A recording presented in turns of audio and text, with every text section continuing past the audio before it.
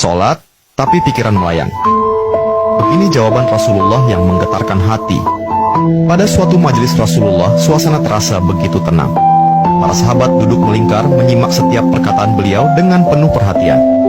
Namun, di antara mereka, ada seorang sahabat yang tampak gelisah. Jemarinya saling menggenggam, matanya menunduk, dan napasnya terasa berat. Setelah beberapa saat ragu, ia akhirnya mengangkat wajah dan berkata dengan suara lirih, "Wahai Rasulullah, aku ingin bertanya, tetapi aku khawatir pertanyaanku ini akan membuatku semakin malu di hadapan Allah." Rasulullah pun tersenyum lembut, menatapnya penuh kasih sayang. "Katakanlah, wahai saudaraku, tidak ada pertanyaan yang membuat seseorang hina jika ia bertanya untuk mencari kebaikan." Sahabat itu menarik napas dalam, matanya mulai berkaca-kaca. "Wahai Rasulullah, aku merasa salatku sering tidak khusyuk. Kadang aku mengingat urusan dunia, kadang pikiranku melayang entah kemana. Aku takut salatku tidak diterima oleh Allah. Apakah dengan salat seperti itu, aku tetap mendapatkan pahala?" Suasana majelis seketika menjadi hening. Para sahabat lainnya ikut menunduk, merasakan kegelisahan yang sama. Mereka tahu betapa beratnya pertanyaan itu. Namun, yang terjadi setelahnya benar-benar di luar dugaan. Rasulullah tidak langsung menjawab. Beliau menatap sahabat itu dengan penuh kelembutan. Lalu tiba-tiba air mata mulai membasahi pipi beliau. Para sahabat terkejut. Mereka jarang melihat Rasulullah menangis dalam situasi seperti ini.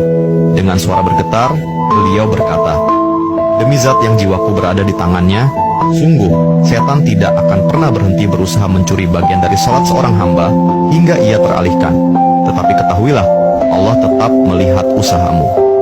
Rasulullah menarik napas dalam, lalu melanjutkan, "Wahai saudaraku, jika engkau meninggalkan salat hanya karena takut tidak khusyuk, maka setan akan menang.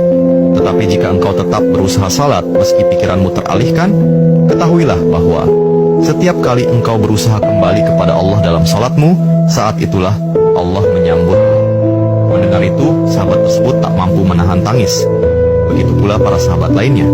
Kemudian Rasulullah melanjutkan dengan penuh kelembutan, "Bayangkan seorang ibu yang melihat anaknya berjalan ke arahnya, tetapi anak itu sering jatuh dan tersandung.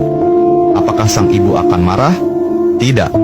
Ia justru akan berlari menghampirinya, mengangkatnya, dan mendekapnya erat. Itulah Allah. Ia lebih penyayang daripada seorang ibu kepada anaknya. Selama engkau terus kembali, Allah akan selalu menerimamu." Air mata mengalir di pipi sahabat itu.